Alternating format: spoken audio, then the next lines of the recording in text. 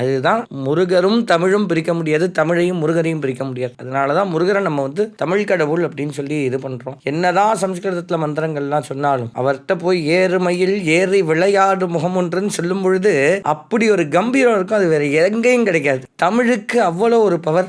அப்படி சொல்லிட்டு போயிட்டு பழனிமலையில் உட்கார்றார். உட்கார்ந்தோன்னா முருகருக்கு ஒரு நவபாஷான சிலை செய்யணும் அப்படின்னு சொல்லி போகர் சித்தர் ரொம்ப ஆசைப்படுறார்.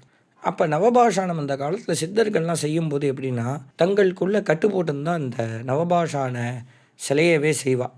என்ன காரணம் அப்படின்னா மைண்டு வெளில போயிடக்கூடாது. மைண்டு வெளில போனால் விக்கிரகம் நம்ம நினச்சபடி வராது அப்படின்னு சொல்லிட்டோம். அப்படி இருக்கிறச்சே நிறையா வாட்டி செய்கிறார். அந்த விக்கிரகமானது நிற்கலை. அவர் உடனே காமாட்சியை வென்றார். காமாட்சி என்னமா அது முருகர் விக்கிரகம் நிற்க மாட்டேங்கிறது அப்படின்னு சொல்லி கேட்குறார். நிராயுதபாணியாக அதை செய்கிறார் அந்த முருகர் சிலையை. அப்போ ஒரு குட்டி குழந்தை ஓடி வரா. கையில் ஒரு குச்சியை கொடுத்து தாத்தா இந்த குச்சியை வச்சு பண்ண நிற்கும் அப்படிங்கிறார். யாருமா நீ குச்சியை வச்சு பண்ணால் நிற்குங்கிறியே அப்படின்றார். பண்ணி பாரு தாத்தான்னு சொல்லிட்டு அந்த குழந்தை ஓடி போயிடுறா. குச்சியை வச்சு பண்ணுறாரு. அந்த விக்கிரகம் நின்று வந்தவ குட்டி காமாட்சி பாலை திரிபுர சுந்தரி அப்படின்னு பேரு. கொடுத்தது தண்டம். நிராயுதபாணியா இருந்தவர் தண்டாயுதபாணியா மாறினார். பாலாம்பிகையே தண்டத்தை கொடுத்ததுனால்தான் பழனி முருகருக்கு பாலதண்டாயுதபாணி அப்படிங்கிற ஒரு பெயர் கிடைச்சது. இது பழனி முருகருடைய பல வரலாறுல இது மிக முக்கியமான வரலாறு. இது பாதி பேருக்கு இந்த விஷயம் தெரியாது. இந்த காணொலி மூலியமா அவசியம் இந்த விஷயத்தை தெரிஞ்சுங்கோ. நீங்க முருகரை பிரார்த்தனை பண்ணா பாலாவை பிரார்த்தனை பண்ணுறதுக்கு சமம், பாலாவை பிரார்த்தனை பண்ணா முருகரை பிரார்த்தனை பண்ணுறதுக்கு சமம். அந்த அளவுக்கு